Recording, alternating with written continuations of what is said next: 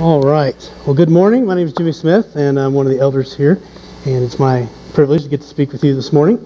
And just about this stuff going on with Samaritan's Purse and what Ariel's managing for this trip down to Houston, I would highly encourage it. Of course, you would expect me to say something like that. But this was a great opportunity. I know it would create some sacrifice, some time off work, and those kind of things. But this is such a great endeavor to give back. Some of the things I've heard is that the church in these grief-stricken areas is outpacing like the FEMA and other organizations like that. And that's not a knock on FEMA, but this is what the church does. We come, we help our communities, and we come and show the love of Jesus, and this is a perfect opportunity to do that. So if you've got the time, it's not a very expensive trip. I would love to talk to you about that. So you can talk to Ariel or mark that on your connection card, but just a great opportunity, and I would highly encourage it. So about a year ago, I stood here and preached, and I told you guys about a new ministry that I was jumping into called Horizons International, and I've been with them since April of 2016.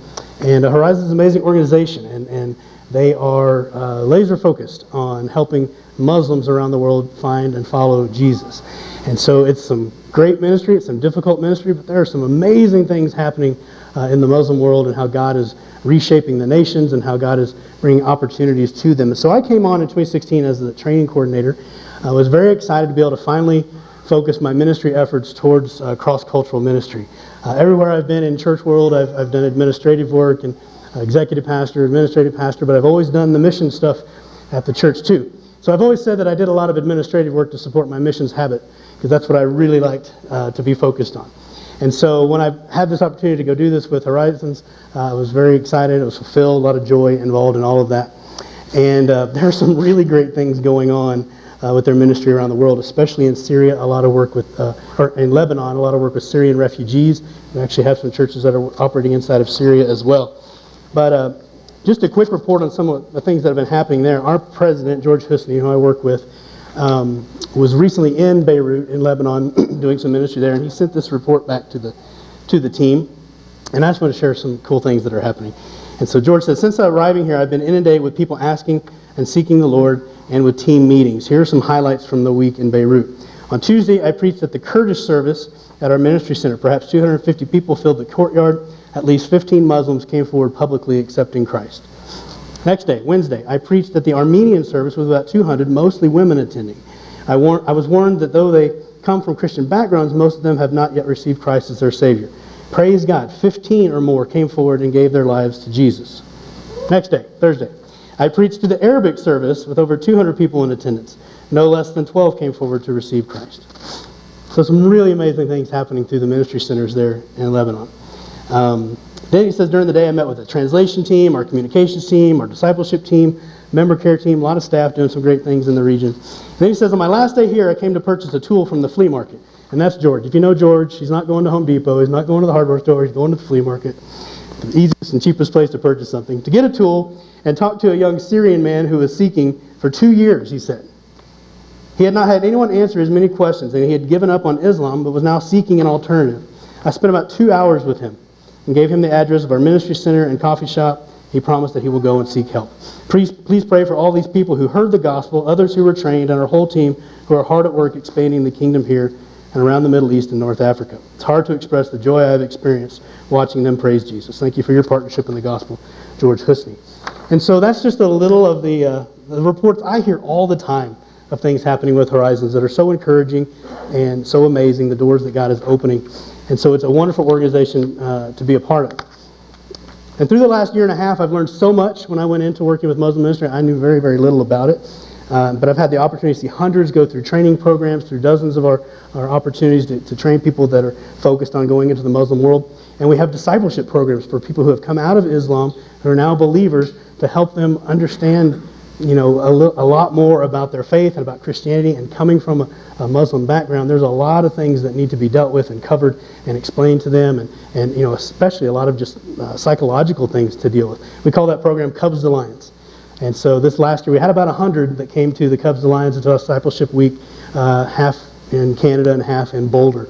Then this upcoming November, we have another retreat with believers from the Arab Peninsula. So Saudi Arabia, Oman, Yemen, UAE, Bahrain, that part of the world. And it's for believers to come and get encouraged and discipled and some time of refreshment and to meet other believers. You don't know how difficult it is for them to congregate and to meet other believers because of the laws in their country. And so this is designed for them. Last year we had about 20 Saudis in the same room that were together. Sometime it was the first that they had ever met another Saudi believer. And there was even some saying that this might have been the largest gathering of Saudi believers ever. And there were like 20 of them. It's very, very difficult. And so it's a really necessary thing that we do. Last year we had 3 people that actually made professions of faith for Christ at that retreat. So the next one's coming up in November, and we're excited about that. So lots of good things happening on. But my jump into this new role also led to some new opportunities being presented to me over the course of several months. And so while I was working at Horizons, I had some individuals, some leaders from Converge that had approached me about some interesting opportunities within the International Ministries Department with Converge. And so Converge, if you don't know, our church is a Converge church. That's our denomination, a movement we're a part of. It's about 1,300 churches in the U.S. with about 150 missionaries serving around the world. And so we've been a part of Converge since as long as I've been here. And as a matter of fact, our church is actually the remnants of the oldest Swedish Baptist church in Colorado that was started in the mid-1800s. Swedish Baptists changed their name to Baptist General Conference, which then changed their name to Converge, which we are today. But our church is the remnants of this very, very old tradition of churches that have been here in the Denver area since the 1800s. And so we are part of this movement, and so I knew a lot of the leaders, and they'd approached me about some ideas. And over the course of several months, we had some conversations and really started to fine-tune some possibilities that might be open for me within Converge. So after a lot of prayer and consideration, I decided to accept a new missions role in Converge as a church mobilization specialist. And the decision was made in July, and I committed with Horizons at that time, and even talking with them about this transition, to stick with them through the end of November to make sure we get these trainings completed for this calendar year and get set up for our training programs for 2018. I love Horizons. I don't want to leave them in a lurch, and I don't want to cause too much hiccup in the transition here. So I want to leave healthy, I want to leave well, and make sure they're prepared and we get things done that we've targeted to accomplish together this year. And so that's the plan. Right now I'm in this transition mode where I'm transitioning out of Horizons and into Converge. And this new role with church mobilization, it really fits me like a glove. I'm very excited about it. There's so many things about it that really speak to my heart, my giftings, my passions. And when we started talking about this role, they really kind of helped tailor this role around those aspects. And initially they wanted me to move to Orlando. I said, I don't think that's the right move right now. So we continued to talk and reshape the role and think about it some more. And so I'll be staying right here in Denver and still part of Stapleton Fellowship Church, or Stapleton Church, pardon me. Still part of Stapleton Church. And so I'm excited about that piece of it. But my role will be to encourage, resource, and coach Converge churches in their cross-cultural efforts. I want to see more missionaries sent, more missionaries supported, more missionaries served by our churches, and to help each church have a vibrant, active, and impactful cross-cultural ministry. We're blessed here because we have a great cross-cultural ministry. We have teams that are going out during the summer. We've in the past partnered with Luther Family Services. We've partnered with Afro United Soccer Team. There's other things we've done here locally. But every summer since I've been here, we've sent people out to taste and see. Got a mission trip going to Houston coming up here real quick. So there's, and not necessarily cross-cultural, but it's still a great opportunity. But our church has been blessed to be able to focus on that, and that you have been excited about those things and have been a part of those trips and help fund those trips and give towards those things. But a lot of churches don't have that. As an example, the Evangelical Free denomination, good group of people, they've got 1,400 churches in the U.S. Converge has 1,300. But EV Free has 600 missionaries serving around the world. And Converge has 150. So it's not a competition. It's not the point. The point is that we can do a lot more. There's a huge opportunity for us to be able to move people forward in the call to missions. And our president, Ivan Veldhuizen, said this to me the other day. He says, I believe that there are thousands of missionaries sitting in our churches right now. Just no one's calling them. They're not being activated. They're not having the chance to taste and see. And I believe that. I believe there's some in this room right now that God is calling to different types of service. We're going to talk about some of that this morning. But we really want to see, over the next 10 years, 300 new missionaries on the field serving in the least reached areas of the world. Less than 4% evangelical. And so that goal started a couple years ago. So it's by the end of 2025, we want to see 300 new missionaries. I think there's about 30 in the pipeline right now. And so there's a huge, massive effort to get laser focused about international ministries within Converge and to be working with the churches, bringing the resources and how we can serve the churches from the national level to the local level. And there's lots that entails and all that stuff. But this is stuff that's near and dear to my heart. I feel like as long as I've been in ministry, one of the things that I've been able to do and work with is mobilization, helping people taste and see what God is doing around the world and encouraging people to move out in those efforts. And we have Beth Ann from our own church. It's one of those that went on a short-term trip and got the call and now is serving in Estonia. We'll talk about her a little bit more in just a bit. But I feel like if I'm able to be successful in this new church mobilization specialist role, that we'll see an increase in missionaries sent out from converged churches. We'll see more boots on the ground. We'll see an increase in missionary support, funding, and partnership from our converged churches. An increase in cooperation between converged churches for cross-cultural ministry. Just this morning, I emailed Ben Todd over at Faith Mountain and said, hey, we got a group going to Houston. Do you guys have anybody that wants to maybe tag along on this trip too and jump in with us? And working with churches to bring resources and people together to be more effective in some of these endeavors. Increasing the number of churches actively engaged in cross-cultural ministry. A lot of churches just don't have the leadership resource or the training or things like that, so we want to come alongside those churches and help serve them to move this effort forward in their churches. We also want to see that each church would recognize and engage in local cross-cultural outreach. There are so many opportunities right here in our own backyard to do cross-cultural ministry without flying around the world. All kinds of opportunities. There's refugees. There's this great diaspora around the world. People, the lines are shifting, and people are moving all around the world in different places. And a lot of time, they're moving out of closed countries into countries where they have the freedom to hear the gospel. And I'm telling you, especially for people coming out of Islamic-controlled countries, when they taste freedom and they see Christianity, it's very attractive to them, especially to women coming out of that environment. It's a very, very difficult life. And so there's great opportunity, and God is doing some amazing things among people in the world that in the last 10 years just wasn't happening.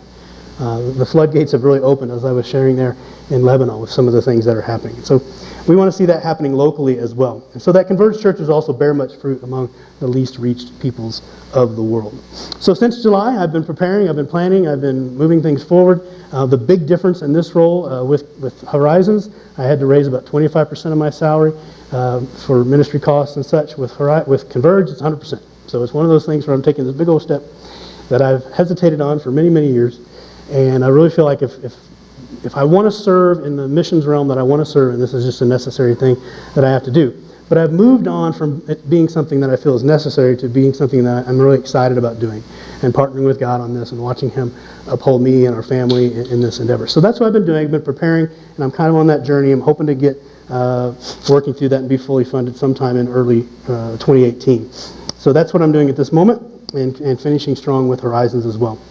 I'm very thankful to those of you who have been current supporters, financial and prayer through our church, things like that. And our church is given as well, and all of those folks are sticking with me as we transition into Converge as well. So after the message today, there's flyers in the back. I've got a prayer card. Please grab a prayer card, put it on your fridge, put it in your dash, something like that. Remember to pray for our family and to see more missionaries called into service. There's a little brochure that tells a little bit more about my ministry. And then there's clipboards. You can sign up on the clipboard to get my prayer newsletter each month. Or I've got a Facebook group that I post things from here and there. I don't bombard it, but there's a few things from time to time where I'm asking for prayer or great praises of things that God is doing. And then if you'd like me to come speak at your small group, community group, I'd love to come do that. We can talk about missions and talk about those things together. So you can sign up in the back for that after the service. All right, so that's a little bit about where we're at. Let's get into our message today. Serving to save. We're going to be in Matthew chapter 20 for the most part today. We'll be jumping around a little bit. But Matthew 20, if you'd like to turn there. We're going to talk about servant leadership today. Servant leadership and serving to save. And so it's a great passage. We think of that word servant leadership. It's kind of an oxymoron, right? Servant, leader, two opposite things. Kind of like, awful good, oxymoron, jumbo shrimp. Or you put them together, awful good jumbo shrimp. There's some really fun ones like postal service, government ethics, and I think my favorite, Microsoft Works. Thank you. But yeah, servant leadership is kind of one of those words. Like if I'm a servant, I can't be a leader. If I'm a leader, I'm not the servant. This doesn't quite make sense. But this is what Jesus talks about in this passage, and it's absolutely fascinating. So let's look at Matthew chapter 20, starting in verse 20. And it says, "Then the mother of James and John, the sons of Zebedee, came to Jesus with her sons. She knelt respectfully, asking a favor. 'What is your request?' he asked. She replied, 'In your kingdom, please let my two sons sit in places of honor next to you, one on your right and the other on your left.'" Has your mother ever done this? Gone to the baseball coach and said, "Can my son please pitch today?" He's been riding the bench for the last 2. I'd really like to see him pitch. Or my son really deserves an A in this class instead of the D. So I'm assuming these guys might be a little bit embarrassed here. But she's got the wrong picture. She doesn't understand what she's asking. And Jesus says this. But Jesus answered by saying to them, you don't know what you are asking. You have no idea what you're asking me. Are you able to drink from the bitter cup of suffering as I am about to drink?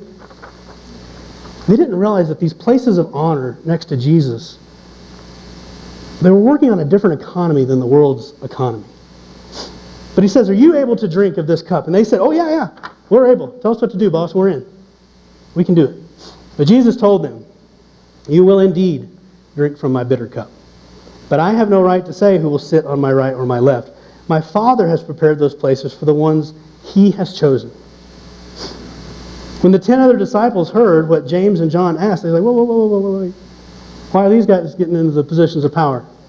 Why do they have some magic track to the left and right hand of Jesus in the kingdom? Why are they getting this authority and this power? We're disciples too. So Jesus gathers them together. All right, guys, hang on, time out. Come here. You know that the rulers in this world lord it over their people, and the officials flaunt their authority over those under them. But among you it will be different. Whoever wants to be your leader among you must be your servant, and whoever wants to be first among you must become your slave. For even the Son of Man came not to be served, but to serve others and to give his life as a ransom for many.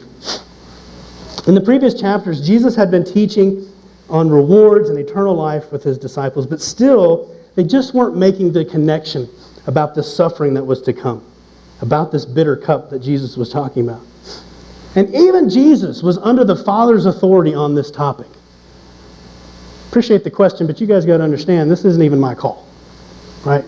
I'm under the Father's authority on this, and so too are you. And the lesson here that's, I think is pretty evident, but is that authority in the kingdom, what Jesus is talking about here, authority is given not for self-importance and ambition and respect, but for useful service to God's kingdom. He's saying, you got it all backwards. What you're asking me, it's not about just me appointing who I like to this position of authority and power. To get there means suffering and sacrifice and becoming a servant, becoming a slave. Not every servant is a slave, but every slave is a servant. And he's saying here, like, if you want to be in leadership in the kingdom, it's going to take a servant's attitude, and those that will be the greatest in that will be your slave. Now, wait a minute, Jesus. We've got this top-down authority structure here. How could the guy that's down here on the slave level be the one with all the authority and power and blessing and all that? That doesn't make any sense. Well, you're right, it doesn't make any sense. But that's not how the kingdom works. That's how the world works. And so what you're asking me to be the greatest in the kingdom, to be on my right or my left, are you sure you want to drink from that cup? Are you sure you want to walk the same road that I'm walking? Because the kingdom is different. And so we see this concept of servant leadership. And what we decipher through this passage is really those characteristics. What are the characteristics of a servant leader? Well, number one, if you're writing along in your notes, shows a priority for others. First characteristic of servant leadership is it shows a priority for others. Quickly back to verses 26 and 27. But among you it will be different. Whoever wants to be a leader among you must be your servant. Whoever wants to be first among you must become your slave. The prioritization of others, that we're serving others, that we're subservient to others. That it's not about me, but it's about others. And I'm telling you, this is the passage that we talk about over and over and over again when we train for our short-term mission trips. This is page 1 of the training, is this passage, and the passage in Philippians we're going to talk about, is that when we go with the heart and mind of Jesus to serve others. Mission trips are a blast. They're so much fun. I've got people I can point out in the auditorium right now that could tell you how much fun they are, how much enjoyment there is out of it, how much fulfillment there is out of it. if you go with the right attitude. And I tell people very quickly up front, like, listen, I don't know. I can't tell you if we're going to have air conditioning or not at this location. I can't tell you what the hotel is going to look like exactly. I can't tell you that you're not going to get sick. I can't tell you that the food's always going to be wonderful. I can't tell you all these things. But that is absolutely not what's important. It's not about that. It's about going to serve. It's about going to give of ourselves to support our missionaries, to support the work that we're going to be involved in. And that's going to need, I'm going to need you to set aside your personal preference, your comforts, for a little bit of time here, so that you can put yourself in a mode of service. And then I trick them to tell them, really, this is a microcosm for your whole life. But we're going to go practice this on the field. So we talk about this verse a lot, and having the heart and mind of Jesus when we go to serve. Because this is an upside-down model of authority. Absolutely upside down. The key to greatness is not found in position or power, but in character. Trying to help the disciples understand this, that the kingdom's economy on this is very different. And as you look at your spiritual life, let's just get personal for a moment here. If you look at your own life, are you serving or are you consuming? Are you serving others and demonstrating the love of Christ? Or are you merely a spectator consuming the goodwill and servanthood of others? Now listen, I'm not here to crack a whip. This is for me too. What is it about our lives? Are we prioritizing others? Are we putting others first in our life and using that as an opportunity to serve, or are we simply consumers of the kingdom? Church is a wonderful place to be on Sundays. We got free coffee. There were some wonderful brownies out there today, the good kind of brownies, not the Colorado brownies. So there's fellowship here, there's great music, I get inspired, I get encouraged, and I walk out the door and I plan on coming back next week at 10:45. But did I serve anybody this week? Did I show the love of Christ to anybody this week? Did I invest in it? Did I make room in my life for that? Or are we just consumers? We'll let you come and consume for a couple weeks. But then, we want you to get engaged because we want to grow this thing. Not to just build the numbers inside of our walls, but we want to increase the kingdom of God. So are you serving or are you consuming? And listen, we live in a consumer society, right? We like being served so much, we'll pay people to do it. Some of you are going to go to lunch and you're going to pay to go out to dinner so that you don't have to cook and you don't have to clean and you can pay someone else to serve you. I'm not knocking this. I'm just saying we put a lot of value on being served in our... We do it, so we'll even give extra money for it. You did a good job. Here's some extra money for doing your job. Yes, you should tip. But it's part of just who we are. It's really weird when you go to some countries and they don't allow you to tip. That it's like really taboo to like tip. I've been to some of those places. It's weird. And but it's just ingrained in us. We like to be served. We like to be consumers. And I'm telling you, there's a lot of joy in serving others. How have we made room in our lives to serve others well? You know, we talked about in community group this week about resting, right? And so there was a lot of talk about saying no. There was a lot of talk about prioritizing the things that are important and how to do that and making sure we're taking adequate time for rest. And so one of the things I shared, Amanda and I shared, that we had a pastor in California for a while, and when he would give announcements, he would make it like this from time to time, and I always thought this was fascinating. He would say, hey, we've got this thing coming up on Wednesday night, and we need X amount of volunteers, and it's going to be a great thing, and God's going to be glorified. And listen, I'm not asking you to add something else to your life this week. I'm asking you to take something out of your life this week so you can put this in its place. And I thought, oh, that's good. We need to reprioritize what we're doing in life so that we can focus on the best things. So we can focus on our families the way that we need to. So we can focus on the kingdom like we need to. We can focus on the church. We can focus on others like we need to. And there's probably, I would just guess, I've got them too, things that we can take out of one bucket in our life and throw them away because they're really just about us. And not doing a whole lot of positive in the world, right? What can you reprioritize in your life? How can you make room in your life to serve others? With what attitudes do we treat those that are under us? And we're talking about a different economy here, about how we look at leadership. And many of us find our places in leadership and working with others and managing teams. Reverend Charles Milliken said this: it is the way one treats his inferiors more than the way he treats his equals which reveals one's character. You ever had a boss that just got it, loved his employees, served them well, encouraged them, those kind of things? Probably some of us have, but we've probably had a lot of bosses the other direction. Very authoritarian, top down, do what I say, get it done, jump how high, that kind of thing. And that's the world's economy. Jesus said, my economy is different. The greatest among you will be your servants. And you'll be elevated in leadership the more that you are able to serve people. How are we treating those that God has put under our care and under our direction? Are we trying to serve them well, or are we trying to just lord over them? I would gather that you'll probably get more productivity out of your team by serving them well rather than authoritating over them well. Now, you got to crack the whip every now and then, right? Yeah, people need accountability, people need instruction. But how are you serving your teams? How are you serving your family? What kind of priority are you putting on this in your life? Jesus says that a servant leader will show a priority for others. Number 2, a servant leader surrenders in humility. We're going to jump over to Philippians chapter 2 to look at a companion passage here. Philippians chapter 2, verse 5 says, you must have the same attitude that Christ Jesus had. Though he was God, he did not think of equality of God as something to cling to. Okay? Though he was God, Jesus was God, he did not think of that equality with God as something to cling to. In other words, it was something he was willing to let go of. If you're not clinging to something, you're letting go of it, right? Instead, he gave up his divine privileges. He took the humble position of a slave and was born as a human being.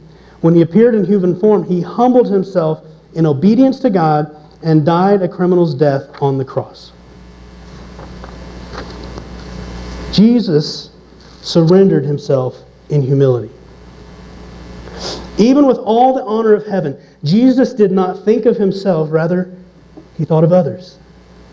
He submitted himself to the Father's will. And going back on a macro level here, talking about some spiritual things, the problem when Satan fell, when Lucifer fell, it was out of pride. He said, I will be like God. I will. When Jesus' response is, thy will. Submission to the Father. Submission to the authority. And Jesus' example of humility here stands in stark contrast to the pride of Satan. It's a rebuke of Satan's pride. The humility and the action of Jesus to serve others well and to serve the Father. Our pride, too, prevents us from being true servants and representing Christ effectively. I talked about wrestling with consumerism. We wrestle with pride too, don't we? With Jesus, he gave it all. He went from heaven to earth. He went from glory to shame, master to servant, and from life to death. He gave it all. All for us, for you, and for me. This humility with which he served the Father and which he served us is such an example of what a servant leader needs to look like. And Jesus goes on in another passage here. This is fascinating. In John chapter 13, it's another example of how Jesus illustrates this to his disciples.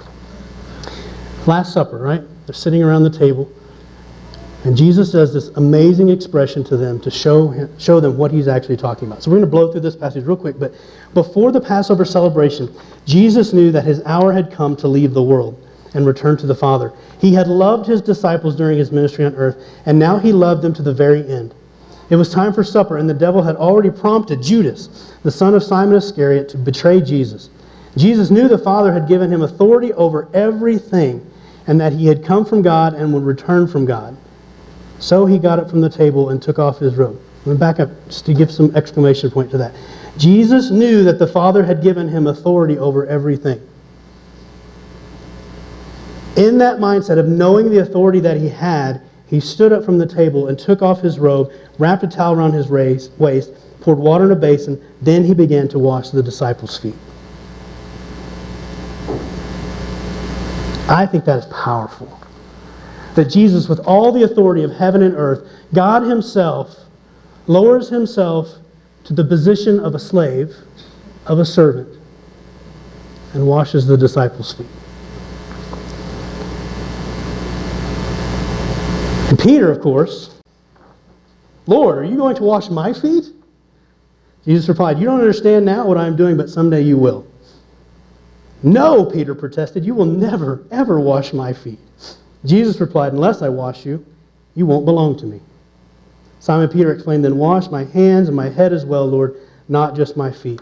And Jesus replied, "A person who has bathed all over does not need to wash except for the feet to be entirely clean. And you disciples are clean, but not all of you." For Jesus knew who would betray him. Talking about Judas. He said, "This is what I meant, but not all of you are clean." Verse 12, and after washing their feet, he put on his robe again and asked, "Do you understand what I am doing? You call me teacher and Lord, and you are right, because that's what I am. And since I, your Lord and teacher, have washed your feet, you ought to wash others' feet." Remember how Matt talked a few weeks ago about when you followed a rabbi, you tried to replicate them. You tried to do what they were doing. Jesus says, "I have been your teacher and Lord. This is what I am doing. I want you to keep doing this. I have given you an example to follow." I like examples. It helps me. When I can see someone else do something. "I've given you an example to follow. Do as I have done to you. I tell you the truth. Slaves are not greater than their master, nor is the messenger more important than the one who sends the message. Now that you know these things, God will bless you for doing them." So what Jesus does here is reminds them once again, hey guys, you remember when I talked to you about this humility thing, the servant leadership thing? This is what it looks like. This is what it looks like. I'm going to get down in the dirt. I'm going to get down in the yuck. I'm going to get down in the filth. I'm going to take your dirty, stinky feet to show you how serious I am about this. That this is the way that we serve others. This is the way we help people see the kingdom of God. It takes humility to be a servant leader. Number 3, the servant leader also senses the need for sacrifice. Senses the need for sacrifice. We have, if you haven't met her yet, I hope you get to someday, Beth Ann Erickson, who's our missionary in Estonia. She's one of these folks that went on a short-term trip and found her way to Estonia. God called her there. She's in her second year. She's learning language. She's doing great. I talked to her on Wednesday. I said, "Beth Ann, can I share a little bit of your story on Sunday?" And if so, I want to make sure I get the details right here. And so we talked for quite a while. And she was good for me to share this. But you may not realize this, but when Beth Ann was being called to Estonia, probably the biggest consideration she had, the thing she had to wrestle with the most, was a health issue that she has this condition that when it onsets, it's very, very difficult for her. And it has to do with arthritis and joints and things like that. I can't explain it all, but I just know that it knocks her down, and pretty significantly. And so she has medication. She's worked with doctors over the years to try to figure this out and get the right medication to help her out. And so in the States here, she kind of had under control for the most part, but would always have flare-ups from time to time that would just knock her out. She told me that during her time of raising support to go to Estonia, she was in the ER 3 times because of this condition kept flaring up. And so here she is trying to raise support to go live in another country where she doesn't quite know exactly what's going to be happening with the healthcare when she gets there. She doesn't know if she's going to be able to find a doctor that knows how to treat this. She doesn't know if she's going to be able to get the medication. All the research that she had done on the medication were that the cost might double for her once she got to Estonia. And this was already very, very expensive stuff. When we would go on short-term trips, she'd say, "Jimmy, I've got this medicine. It's got to be refrigerated." I was like, yeah, no problem. And then she told me how much it was. And then it was like, okay, we got to take care of this stuff. And so it was very expensive for her. And this consideration of having to jump out and do this in Estonia was a big, big deal. And so she worked with Mindy, Crick and Mindy Poyer, who are already over there, and got connected with a doctor when she was over there one summer and made a connection. And it turned out God did something amazing. That the cost for her medicine in Estonia is much less than it is here. It's actually free. Free. Absolutely free. She's got insurance through Converge, and this insurance that was covering this is able to take care of those costs for her. Free. So that was a huge blessing. Okay, that's not even the end of the story. So once she gets there, she's there for a year or so, and I was in Lebanon in April with Horizons, and I decided to go to Estonia for a week and do some preaching there and meet with Crick and Mindy and Beth Ann and just encourage them, see how they're doing. And I was sitting in the coffee shop with Beth Ann at Werner's, and we were just chatting and catching up, see where she's at. And I asked, "How's your health been?" She's like, "I haven't had any problems." I'm like, wait, what? You haven't had any problems? No, I haven't had any flare-ups since I've been here. I'm like, wait, weren't you struggling with this? Wasn't this something? Yeah. Since I've been here, I've had no episodes. Isn't that crazy? So I don't know if I know it's God, but, Maybe it's the diet over there. Maybe it's things like that are helping her out. But whatever, God knew all this. God knew the struggle that she had. God knew the sacrifice that she was going to have to make. God knew how he was going to support her. And I tell you this, I think if Beth Ann was still struggling with some of those health issues, she'd still be there. But God has made an amazing provision in her life. So about a week after I left from Estonia, she went to her doctor. Her doctor said, "You're doing so good, let's back your medicine down." Okay, that was a bad idea. After that, she had a problem for about a week or so, and then they kind of redialed it back into where it was. But with the medication that she has, and with the way the doctors are caring for her, and with the health service, God has answered that prayer for her. God has taken away that difficulty that was in her way to get to the field. And there are sacrifices to serve the Lord. But there are also amazing ways that God meets all of those needs for us too. You know, I've preached for years to to churches and especially to my short-term missions teams, that if God calls you on this trip, he's going to provide the resources and the availability for you to go. And always the first meeting, everybody's like, "Oh, I don't know about this. I don't know if I can raise $2,000 in the next 8 weeks."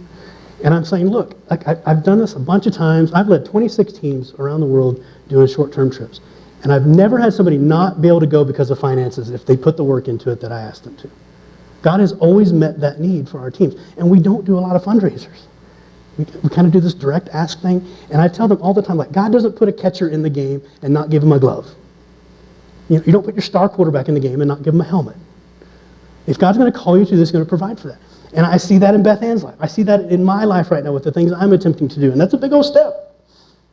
To go into that 100% fundraising thing. But I've been growing in that. I've been learning about that. I've been studying it, getting some training. And I'm excited about those next steps. But there's always sacrifice when it comes to being a servant leader and to serving for the kingdom. Verse 28, let's back up there again. Verse 28 of Matthew chapter 20. For even the Son of Man came not to be served, but to serve others, and to what? Give his life. Okay, that's kind of the ultimate sacrifice. Right? Came to give his life. Dr. J.H. Jowett said, "Ministry that costs nothing accomplishes nothing." Ministry that costs nothing accomplishes nothing. The Bible always promises sacrifice and difficulty in proclaiming the gospel. Now listen, when we talk about God's promises, we're always like, "Ooh, good blessings, promises, good things." The Bible always promises that with the proclamation of the gospel will come suffering and sacrifice. We spend a lot of time on this topic with people going into Muslim countries to go work with Muslims, because it is difficult. God is not calling you to something that's going to be peaceable. It's valuable. It's joyful. But the Bible always promises this. You see it all through the life of the disciples and through Paul. And often people excuse their selfishness, their pride, their evil by claiming their rights. I have the right. I deserve this. As believers, we should be able to lay aside our rights in order to serve others. This was the example of Jesus. Jesus had all of the authority. He deserved all of the praise, all of the glory. But he did not cling to that. He let it go so that he could come and serve us and pay the price for our sin. Jesus is not calling us to a Western lifestyle. He's not calling us to the American dream, a comfortable existence, or life without difficulty. Jesus consistently reminds us and demonstrated to us that the cause of the gospel is far more important and will require extreme sacrifice. And for Jesus, it was his life. And Jesus had said earlier to the disciples, yeah, you will indeed drink from this bitter cup. You don't know what you're asking right now. I want to try to explain that to you, because you are going to drink from this cup. But this position of authority and power that you seek, it's not being granted as a favor. It's going to be rewarded for those who serve others for the kingdom purpose and who lay it all down on the line. Those are the greatest in the kingdom. So lastly, after sensing a need for sacrifice, the servant leader knows how to share the gospel. To share the gospel. Verse 28, the last part of that again, came not to be served, but to serve others and to give his life. Why? As a ransom for many. The reason Jesus came and gave it all was to be that ransom. He did not only have the attitude of a servant, he demonstrated it in his actions. He came and he laid it all on the line, and it was a ransom for the price of sin. He paid the debt that you and I could not pay. This was the end result of his serving others. That is the end result of what we want to see when we serve others, is that people come into the kingdom, that people experience the life-giving salvation of Jesus Christ. And for Jesus, that meant giving it all. There were no deal breakers for Jesus. There were no deal breakers. It wasn't like, well, I'm happy to go to Estonia as long as my health considerations are taken care of. She was well on her way before any of that was resolved. She didn't know that once she got there, she would be healthy all the time. There were no deal breakers for Jesus. It went all the way up to his death. Even in the garden, he said, Father, if this cup can pass from me, I'm good with that. But if not, thy will be done. Laid it all on the line. For us. He did it for our salvation. And when the world sees our service, our humility, and our sacrifice in the image and example of Christ, many will be saved. Many will be saved. If I can give some statistics to you. There are 6,500 people groups that are considered unreached. This will be less than 4% evangelical. Estonia is one of those places. Very atheistic country where Beth Ann is serving. 6,500 people groups, still less than 4% evangelized. That comprises 42% of the world's population. Over 3 billion people. It will take servants to reach them.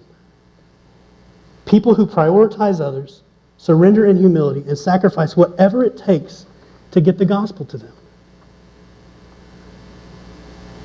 Of that 6,500, there are 1,350 people groups identified that have no known gospel presence. So not even 4%. We're talking no known gospel presence. 1,350 of those people groups. Why? Because it's been difficult to identify and reach them. It will take servants to reach them. People who prioritize others, surrender in humility, and sacrifice whatever it takes to bring the gospel to them. And this is a major focus of Convergence, focusing on the least reached. There are 1 million international students in U.S. universities. Many coming to the United States and into our universities from countries that are very, very closed, don't have a gospel presence, or where it's very, very limited. And while they're here, the church has an amazing opportunity to reach into their lives. It's one of the amazing things I've seen happen through Horizons and partner ministries that we work with.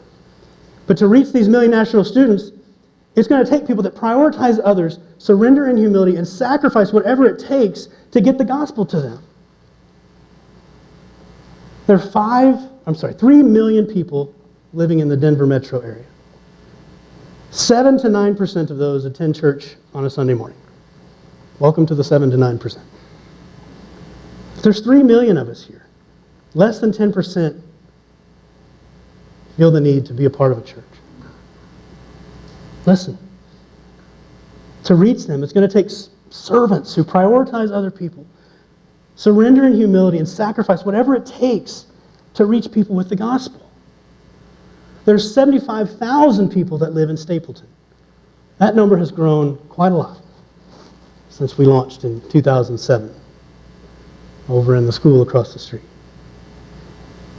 And there are only 5 churches in Stapleton. Yes, there's some around the fringe, but in Stapleton there are 5 churches, and one of them just opened a week ago. Stapleton has been the place where church plants come to die.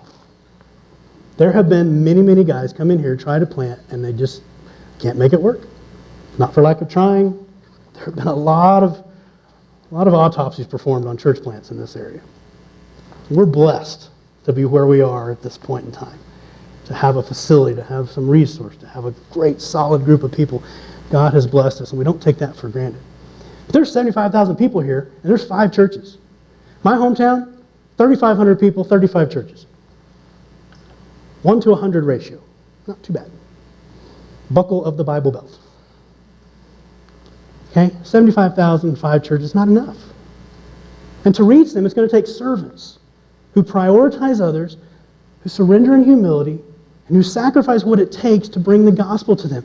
That's the kind of church we want to be. We want to be a church that loves in the example of Jesus, that serves in the example of Jesus, that leads people to Christ in the example of Jesus. And it's not always easy. It's difficult. But God lifts us up in the difficulties. He provides for us in the difficulties. So what did God do through Jesus' servanthood? If we look at the last part of that Philippians passage that we looked at, going into verse 9. So verse 8 said, He humbled Himself into obedience and gave His life on the cross. Then verse 9, Therefore, God elevated Him to the highest place of honor and gave Him the name above all other names, that at the name of Jesus every knee should bow in heaven and on earth and under the earth, and every tongue declare that Jesus is Lord, to the glory of God the Father. What did God do through Jesus' sacrifice? He lifted Him up and gave Him the name above all names. So when the disciples were asking, how do I get to sit on the right or the left? This is how it's done. It's not about playing favorites. It's not about giving some authoritarian direction. It's by serving others to help bring the gospel to them. It says here that every tongue would declare that Jesus Christ is Lord. That's every nation. Every nation. The whole purpose of Jesus' humiliation and then exaltation was to glorify God. Was to give Him the glory, to give Him the praise, to pay man's price for sin, to bring people back into connection with the Father. The heart of missions is to serve. And with that will come sacrifice. But God will lift us up. God will provide. All of it to the glory of the Father and to the salvation of the world. Who is God calling you to? Wait a minute, Jimmy, I'm not on staff here. I'm just a guy that comes. Who is God calling you to? Disciples were just fishermen when they were called. Right? A lot of them. They said, wherever, go, we'll go with you. Did they know everything to start at the beginning? No. A lot of the Gospels are teaching how the disciples needed to learn a thing or two. How to understand what Jesus was really doing. This passage included. Who is God calling you to? Who in your life needs to know about Jesus? Who in your life can you serve? Who can you make room for to serve in your life? Maybe you're being called to at least reach people of the world. Jimmy, I don't even know where to go. Hey, I'll walk with you on that. I'll help you figure it out. I'll encourage you along the way. I'll find whatever training you need. I'll connect you with the right people. If you want to go serve God in the jungle somewhere or a big city somewhere, I will walk with you through that. Jesus will walk with you through that. What's God calling you to do in your life?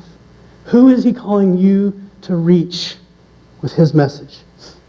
And listen, this serving element is so important that we come alongside and show the love of Jesus. But there needs to come a point where you open your mouth too. Because we're serving to see people saved. There has to come a point where it's like, you know why I'm doing this, right? Because I love you. And I found what Jesus did for me, and it's so awesome, and I would love for Jesus to do for you what He did for me. You know, that question comes up all the time on these short-term trips that we do. People will say, why are you guys here this week? Why did you come all the way from the U.S. just to run a vacation Bible school? Because I love you. I love Jesus, and Jesus says that I'm supposed to love other people and to serve other people and to help them find out what Jesus did for me. Can I just take a second to show you how much Jesus loves you? At some point, we move from that open door of service and serving people to opening our mouths and sharing about Jesus. And I know some of you are just like petrified with that right now. That might be your sacrifice. That might be the thing you've got to jump over. Just like God held up Beth Ann, He will hold you up. But yeah, there's some sacrifice involved. There's no promise that you won't be rejected. Who is God calling you to? Here's the big idea for today we've been talking about. Following the example of Jesus, sacrifice and service are the attitudes of mission. Sacrifice and service. And here's our simple challenge today. Serve others in the example of Christ to bring them into relationship with Christ. Serve others in the example of Christ to bring them into relationship with Christ. Can we do that? Can we be a church that models the actions and attitudes of Jesus to serve other people? I guarantee if we do that, people will come to know Jesus. This place will grow. The kingdom will grow if we serve other people. If we come in here and we sit and we soak and we consume, we will not only plateau, we will shrink and we will die. But if we serve others and invite them into the kingdom, there's no stopping us. There's no stopping the movement of the gospel. Are we going to be that kind of people? Who's God calling you to? Let's pray. God, thank you so much for this morning, for the opportunity to share about your heart and your love for us. Thank you so much for the great sacrifice that you made. Thank you for giving it all and teaching us what that looks like. God, help us to make some adjustments in our life today, some adjustments in our thinking, in our heart, in our hands, and our feet. Maybe this moves someone to jump on that Houston trip. Maybe this moves someone to talk to their neighbor. Maybe this moves someone to go to another country, to help a least reached people group find Jesus. It's going to take servants that are willing to prioritize others, surrender, humility, sacrifice, share the gospel. Let that be us. Let that be our church. Let that be me. And we give you the praise and the glory and the honor. In Jesus' name, amen.